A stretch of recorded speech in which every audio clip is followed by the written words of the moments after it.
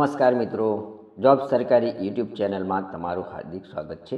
આજે આપણે એક નવી સરકારી નોકરીની જાહેરાતની માહિતી સાથેનો વિડીયો લઈને હું આવી ગયો છું। તો આ ભરતી છે ભાવનગર મહાનગરપાલિકા ભાવનગર મહાનગરપાલિકાના મલ્ટીપલ હેલ્થ વર્કર મેલ સંવર્ગની હાલ ખાલી રહેલી જગ્યાઓ સીધી ભરતીથી ભરવા માટે https://ojs.gujarat.gov.in વેબસાઇટ પર તારીખ 19/10/2025 9 કલાકથી તારીખ 8/11/2025 રાત્રિના 11:59 સુધીમાં ઓનલાઈન અરજી ઉમેદવારોએ કન્ફર્મ કરવા જણાવવામાં આવે છે। સીધી ભરતીથી જગ્યાઓ ભરવાનું માહિતી દર્શાવતું પત્રક આ પ્રમાણે છે। તો મિત્રો, અહીં ક્રમ 1 ની અંદર મલ્ટીપલ હેલ્થ વર્કર મેલ એટલે કે પુરુષ ઉમેદવારો માટેની જગ્યાઓ છે। કુલ ભરવાપાત્ર જગ્યાઓ 27 છે।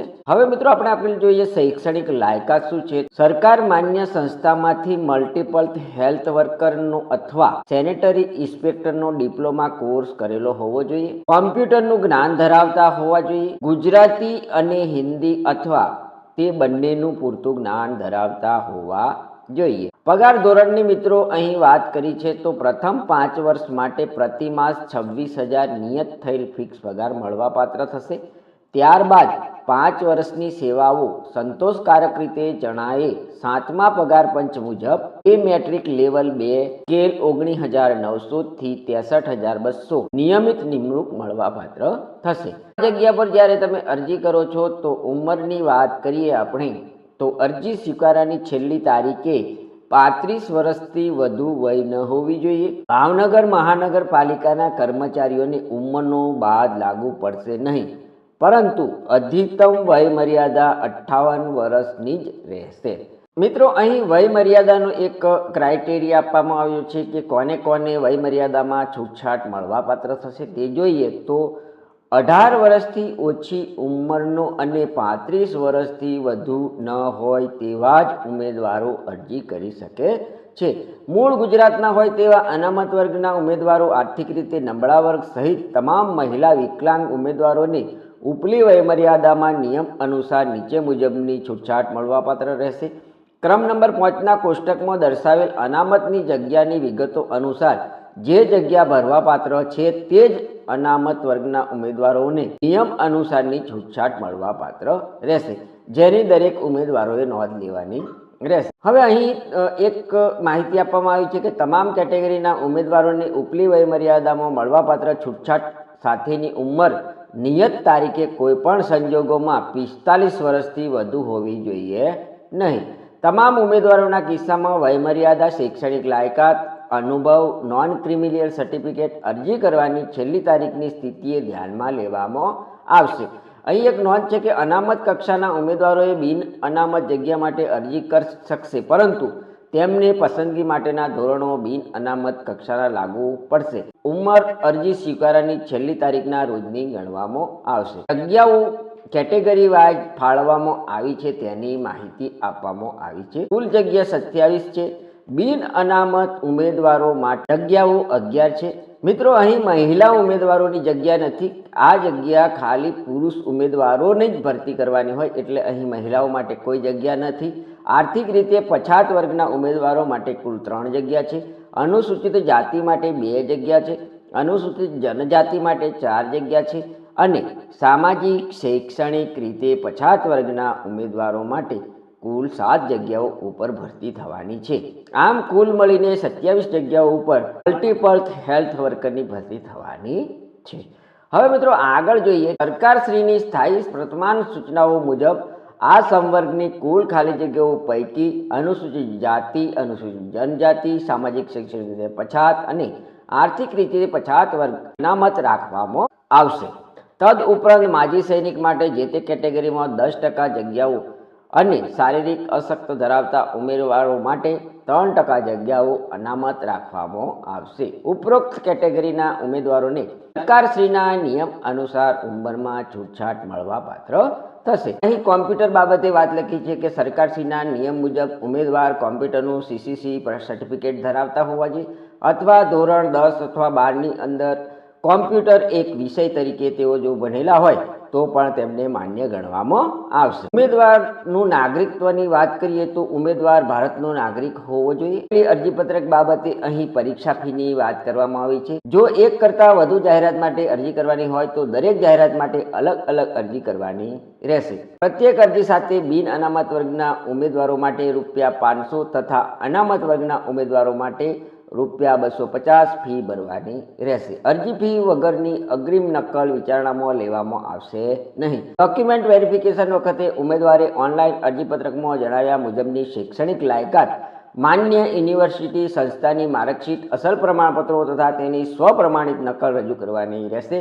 તેમજ અનુભવ અંગેના પ્રમાણપત્રો પણ રજૂ કરવાના રહેશે. કોલેજના આચાર્ય દ્વારા અપાયેલા પ્રમાણપત્ર માન્ય ગણવામાં આવશે નહીં. જાહેરાતમાં મહિલા ઉમેદવારો માટે જગ્યા અનામત હોય તો પણ જે તે કેટેગરીની મહિલા ઉમેદવારો અરજી કરી શકે છે.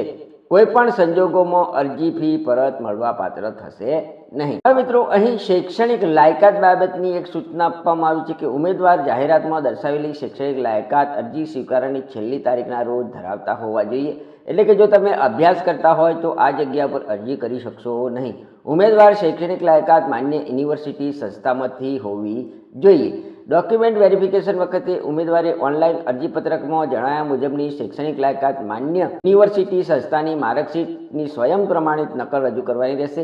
કોલેજના આચાર્ય દ્વારા આપવામાં આવેલા પ્રમાણપત્ર માન્ય ગણવામાં આવશે નહીં. શૈક્ષણિક લાયકાત કામચલાઉ ધોરણે માન્ય રાખવી તેવો ઉમેદવારનો હક દાવો સ્વીકારવામાં આવશે નહીં. જાહેરાતમાં દર્શાવેલા લાયકાતની સમકક્ષ લાયકાત ઉમેદવાર ધરાવે છે તેવો તેમનો હક દાવો હોય તો આવા ઉમેદવારે સમકક્ષ પ્રસ્થાપિત કરવા આદેશો અધિકૃતતાની વિગતો આપવાની રહેશે. હવે મિત્રો, અહીં અરજી માટેની મહત્વની જોગવાઈઓ આપવામાં આવી છે. તમે આ જગ્યા માટે અરજી કરતા હોય તો આ જાહેરાતને ડાઉનલોડ કરવાની છે અને આ જે મહત્વની સૂચનાઓ અથવા જોગવાઈઓ છે તે તમારે તેનો અભ્યાસ કરવાનો છે. તેની પછી જ આ જગ્યા માટે તમારે અરજી કરવાની રહેશે. હવે અહીં પરીક્ષાની વાત કરીએ મિત્રો. આ જગ્યા માટે ભરતી થવા માંગતા ઉમેદવારોની પસંદગી કઈ રીતના થશે તો અહીં લેખિત અથવા મૌખિક કસોટી લેવામાં આવશે. ક્રમ નંબર 1ની અંદર જોઈએ તો લેખિત પરીક્ષા. અગર મૌખિક કસોટીમાં ઉમેદવાર પોતાના સ્વખર્ચે ઉપસ્થિત થવાનું રહેશે. લેખિત પરીક્ષાનું માધ્યમ જગ્યાની મૂળ શૈક્ષણિક લાયકાતના કોર્સને અનુરૂપ મહાનગરપાલિકા દ્વારા નક્કી કરવામાં આવશે. અન્યથા ગુજરાતી રહેશે. અંગ્રેજી વિષયના પ્રશ્નોનું માધ્યમ અંગ્રેજી રહેશે. સૂચના નંબર 3 જોઈએ મિત્રો તો આ સંવર્ગમાં ભરતી માટેની સ્પર્ધાત્મક પરીક્ષાના કિસ્સામાં અથવા સીધી પસંદગીથી ભરતીના કિસ્સામાં પ્રતીક્ષા યાદીની મુદત 2 વર્ષ અથવા તો તે પછીની પરીક્ષાનું પરિણામ જાહેર થાય તે 2 પૈકી જે વહેલું હોય તેના આગલા દિવસ સુધી અમલમાં રહેશે. સૂચના નંબર 4 જોઈએ કે ઉપરોક્ત દર્શાવેલી જગ્યાની સંખ્યામાં ફેરફાર કરવાનો કમિશનર મહાનગરપાલિકા ભાવનગરને અબાધિત અધિકાર છે. સૂચના નંબર 5 જોઈએ મિત્રો તો અરજીની સંખ્યાને ધ્યાને લઈ લેખિત પરીક્ષા કે મૌખિક કસોટી લેવા અંગે ભાવનગર મહાનગરપાલિકાની પસંદગી સમિતિ દ્વારા નિર્ણય લેવામાં આવશે. તમામને બંધન કરતા રહેશે. જાહેરાતની જોગવાઈઓના અર્થઘટન અને આ ભરતી પ્રક્રિયા બાબતે કમિશનર ભાવનગર મહાનગરપાલિકાનો નિર્ણય આખરી અને તમામને બંધન કરતા રહેશે. હવે મિત્રો, છેલ્લે અહીં ઓનલાઈન અરજી કરવાની તથા અરજી ફી ભરવાની રીત તમને આપવામાં આવી છે. તો 19/10/2025 થી તારીખ 8/11/2025 સુધીમાં ojas.gujarat.gov.in પર અરજીપત્રક ભરી શકશે. ઉમેદવાર અરજી કરવા માટે નીચે મુજબના સ્ટેપ 1 થી 15 અનુસરવાના રહેશે અને કન્ફર્મ એપ્લિકેશન મળ્યા પછી જ અરજી માન્ય ગણવામાં આવશે. જો મિત્રો તમે પોતાની જાતે પોતાના ઘરે જો અરજી ફોર્મ ભરવા માંગતા હોય તો તમારે જરૂરથી આ 15 સ્ટેપને અનુસરવાના છે અને આ સ્ટેપ પ્રમાણે જ તમારે ફોર્મ ભરવાનું છે. તો તમે તમારી જાતે પોતાના ઘરે પણ આ ફોર્મ ભરી શકો છો. તો અહીં પૂરેપૂરા 15 સ્ટેપ આપવામાં આવ્યા છે. એ તમારે પ્રથમ તેનો અભ્યાસ કરી લેવાનો રહેશે. ત્યાર પછી જ તમારે ફોર્મ ભરવાનું સ્ટાર્ટ કરવાનું રહેશે. તો મિત્રો, આ હતી ભાવનગર મહાનગરપાલિકાની મલ્ટિપલ હેલ્થ વર્કર માટેની જે ભરતી થવાની છે તે બાબતની સંપૂર્ણ માહિતી આપતો વિડીયો.